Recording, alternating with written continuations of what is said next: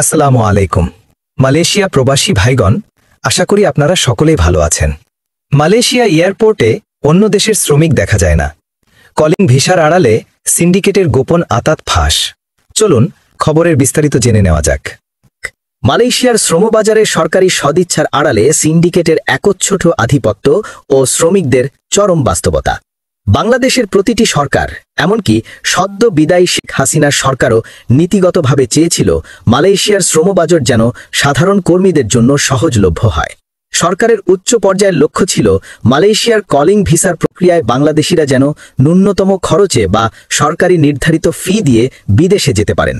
কিন্তু নীতি নির্ধারকদের সেই সদিচ্ছা আর মাঠ পর্যায়ের বাস্তবতার মধ্যে রয়ে গেছে বিশাল ফারাক। অভিবাসন সংশ্লিষ্টরা এবং ভুক্তভোগীরা বলছেন, বাংলাদেশ সরকারের প্রশাসনিক আওতার বাইরে চলে গেছে মালয়েশিয়ার কলিং ভিসার পুরো নিয়ন্ত্রণ ব্যবস্থা। অনুসন্ধানে দেখা গেছে, মালয়েশিয়ার শ্রমবাজারে বাংলাদেশিদের একচেটিয়া আধিপত্য এবং প্রায় ৯০% কোম্পানিতে বাংলাদেশি কর্মী নিয়োগের বিষয়টি কোনো সাধারণ ব্যবসায়িক প্রক্রিয়া নয়। এর নেপথ্যে কাজ করছে একটি শক্তিশালী সিন্ডিকেট। মূলত মালয়েশিয়াকে সোর্স কান্ট্রি বা কর্মী উৎস দেশ হিসেবে টিকিয়ে রাখা এবং কোম্পানিগুলোতে বাংলাদেশিদের কোটা নিশ্চিত করার পুরো কলকাঠি নাড়ে এই চক্রটি। অভিযোগ রয়েছে, এই সিন্ডিকেট মালয়েশিয়ার কোম্পানিগুলোর যাবতীয় দাপ্তরিক ও আইনি ঝামেলা নিজেদের কাঁধে তুলে নেয়। কোম্পানিগুলো যাতে সহজে বাংলাদেশিদের অর্থাৎ যেখানে কোম্পানির কর্মী প্রয়োজন সেখানে কোম্পানিকে কোনো খরচ বা ঝামেলা পোহাতে হয় না, বরং সিন্ডিকেটই সব সাপোর্ট দিয়ে থাকে। আর এই বিশাল বিনিয়োগ ও ঘুষের টাকা শেষ পর্যন্ত উসুল করা হয় নিরীহ বাংলাদেশি শ্রমিকদের পকেট থেকে। বর্তমানে মালয়েশিয়ায় অন্যান্য দেশের জন্য কলিং ভিসা উন্মুক্ত রয়েছে, কিন্তু কুয়ালালামপুর বিমানবন্দরে অন্যান্য দেশের শ্রমিকদের আগমনের হার খুবই নগণ্য।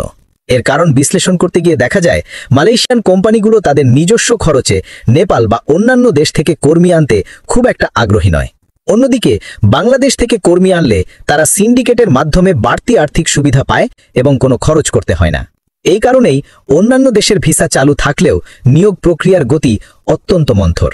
এই জটিল সমীকরণ এবং অর্থের গোপন লেনদেনের বিষয়টি মালয়েশিয়ায় বসবাসরত সাধারণ প্রবাসীদের চোখের আড়ালেই থেকে যায়। ভেতরের এই কাজগুলো কতটা জটিল, কঠিন এবং কোথায় কিভাবে লবিং করতে হয় তা কেবল এই খাতের অভিজ্ঞরাই অনুধাবন করতে পারেন। শ্রমবাজার বিশ্লেষক ও সচেতন নাগরিকদের মতে ৭৮,০০০ টাকায় মালয়েশিয়া পাঠানোর সরকারি ঘোষণা কেবল কাগজে কলমেই সীমাবদ্ধ।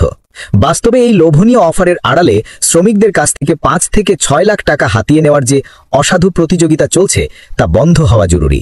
তবে বাস্তবতা বিবেচনায় একেবারে নামমাত্র খরচে বা বিনামূল্যে শ্রমিক পাঠানো সম্ভব নয় বলেও মনে করেন অনেকে। সংশ্লিষ্টদের দাবি, একটি ভারসাম্যমূলক সমাধান প্রয়োজন। শ্রমিকরা যেন একটি সহনীয় বা মিডিয়াম খরচে বিদেশে যেতে পারেন সেই ব্যবস্থা নিশ্চিত করতে হবে। খরচের অঙ্কটা এমন হওয়া উচিত যাতে একজন প্রবাসী ভালো কোনো কোম্পানিতে কাজ করে ১ বছরের মধ্যেই তার অভিবাসন ব্যয় তুলে আনতে পারেন এবং বাকি সময়টা নিজের ও পরিবারের জন্য উপার্জন করতে পারেন। কেবল তখনই মালয়েশিয়ার শ্রমবাজার বাংলাদেশের অর্থনীতির জন্য দীর্ঘমেয়াদী সুফল বয়ে আনবে। প্রিয় মালয়েশিয়া প্রবাসী ভাইগণ, খবরটি আমাদের মালয়েশিয়া প্রবাসী সকল ভাইদের সাথে এক্ষুনি শেয়ার করে সবাইকে এই গুরুত্বপূর্ণ খবরটি জানার সুযোগ করে দিন। আর আপনি যদি আমাদের এই চ্যানেলে নতুন হয়ে থাকেন তাহলে এক্ষুনি আমাদের চ্যানেলটিকে সাবস্ক্রাইব করুন মালয়েশিয়ার সকল গুরুত্বপূর্ণ খবরাখবর সবার আগে পাওয়ার জন্য। আমাদের সকল ভিডিও আপডেট সবার আগে পেতে আমাদের চ্যানেলটিকে সাবস্ক্রাইব করুন।